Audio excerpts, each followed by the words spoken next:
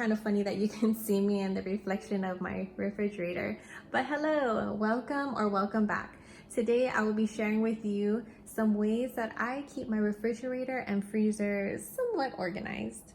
The first half of my video will be about my indoor refrigerator and freezer, and the second half will be about my chest freezer and mini fridge that are located in my garage. Let's be honest, keeping a refrigerator looking neat and perfect 24/7 is just not possible. Refrigerators are constantly evolving with new items such as groceries, meal preps, leftovers, or even takeout boxes. So in this video, I will be sharing with you on some tips that I use to keep my refrigerator organized in a way that works for me and hopefully will work for you as well. So my first tip would be to really take a step back and analyze the different compartments that your fridge has to offer. Like here I have a room for taller items, and then I have other areas for shorter items. Another thing to take notice of is any drawers that your fridge has. Like this one here are dedicated to certain items, which I will go over in a little bit. The key is to organize your fridge in ways that work best for you. So for me, on the very top, where it's not that easy for me to get into because I am shorter, I have items up there that I don't use as often. And having a variety of different size containers are always helpful to store smaller items. This midsection is more in my green zone. I store items in here that I use more often and more easy to access, as to the items up top that I don't use as much. So when I cook, I often use my butters. So here I have my margarine and my stick of butter. And if you're wondering, why does your butter look like that? Stay tuned to the end of the video. I'm going to share a little butter hack with you that works really great. Back here is our container of fast food sauces that we collect over time, and it's actually pretty great to have on standby for days when you need a little extra something. Again, containers are great to help store smaller items like my jarred items here. This midsection I like to keep open for leftovers or meal preps. And then under here, because my kids love to drink these, I buy these from Costco. They're probiotic yogurt drinks. I unpackage them so that it's easy to just grab and go, because originally they are stored in these plastic wraps. And that's another tip. Make sure to unwrap and unbox everything when you store them so it's easy to just grab and go. And if you're wondering what this is, stay tuned for a video coming up on my soft boiled shoyu eggs. Great for ramen.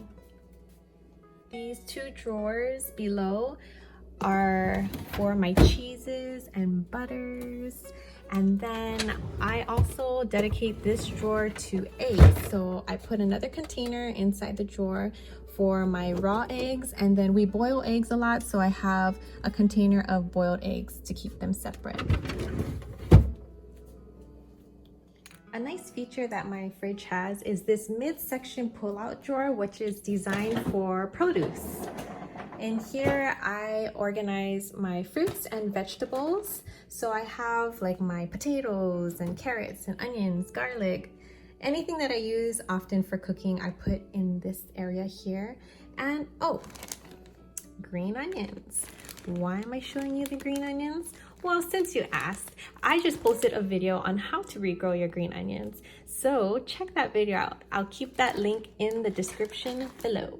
Dink. On my bottom pull-out freezer drawer, I have two sections. The first one is where we put our little desserts, like Hawaiian Frost ice cream cups. My kids love these, so to have them stocked up always is very important. Uncrustables. Oh, this is one of my favorite. It is mint chocolate chip Greek yogurt bars from Costco, and they're only like 100 calories each, I think. Oh, it doesn't say on here. Anyways, those are good. I have more green onions. I got some waffles, chimichangas. If you haven't eaten sweeten this with ranch. Try it, it's really yummy. And then down here I have my I don't know what to make for dinner section. So these are all already cooked foods that just need to be warmed up. Like garlic chicken pasta, that's what we're having tonight. I have my spinach mozzarella raviolis, pot stickers, and the infamous Dino Buddies. My husband and kids love these. We always have to have them in our freezer. And then in this container here, I put another container in a freezer. It has all of our meats. I like to keep them separated. So I have meatballs, hot dogs, chicken, steaks. I have my nori wrappers, lumpia wrappers, some bread items back there. You know, organize it in the way that it's easy for you. That about wraps up my inside refrigerator and freezer. Now to head to the garage where I have my mini fridge and chest freezer. I'm not going to dig into the chest freezer, but I do want to point out that it is very beneficial to purchase one of these so that you have extra storage space for your frozen items, especially if you're a Costco shopper. Something I do find worth sharing is our mini fridge. This was something my husband convinced me that we needed, and I'm so glad we made this purchase because it freed up so much space in my inside refrigerator. We load it up with drinks that are ready to be served when we have guests or if we want to drink for ourselves. As you can see, it's more of an adult fridge as we have some alcohol, sodas, energy drinks, and beer cans. Not to mention our little candy stash here for just mom and dad, since the kids have their own candy stash. But yes, highly recommend getting a mini fridge. It'll definitely save you space in your main fridge. And if you're wondering, we got this one from Sears, but Costco often sells this as well.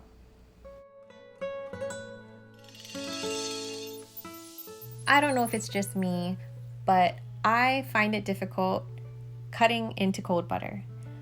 When you have butter, usually it comes in a stick form, and use a butter knife to grab whatever butter that you need at that time. But when the butter is too cold, it's so hard to even dig into. Sometimes the knife slips and it could be a hot mess. So what I like to do is I like to pre-portion and cut my butter into slices, and I will stand them up in my butter dish. This makes it very easy for me to just grab and go when I need it.